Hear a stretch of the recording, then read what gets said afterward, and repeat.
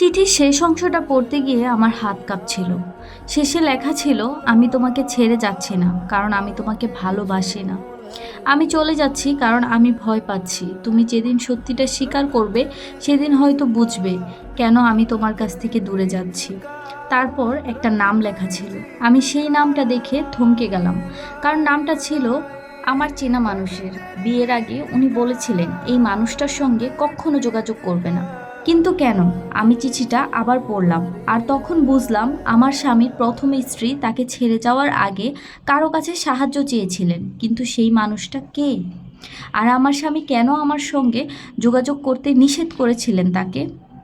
আমি সেদিন সিদ্ধান্ত নিলাম আমি সত্যিটা জানবো, যত কষ্টই হোক। কিন্তু পরদিন সকালে দরজার নিচ দিয়ে একটা খাম ঢুকিয়ে গেল কেউ। খামটা খুলে দেখি ভেতরে মাত্র একটা লাইন, আপনি যদি সত্যিটা জানতে চান আজ রাত 11টায় একা পুরনো স্টেশনে আসুন। আপনার স্বামীর প্রথম স্ত্রীর ব্যাপারে সব কিছু জানতে পারবেন। আমি অনেকক্ষণ চিঠিটার দিকে তাকিয়েছিলাম, তারপর ঘড়ির দিকে তাকালাম। রাত তখন 10টা 47। আমার হাতে মাত্র 13 মিনিট। আমি কি সত্যি সেখানে যাব, নাকি এটাই ছিল আমার জন্য পাতা একটা ফাঁদ?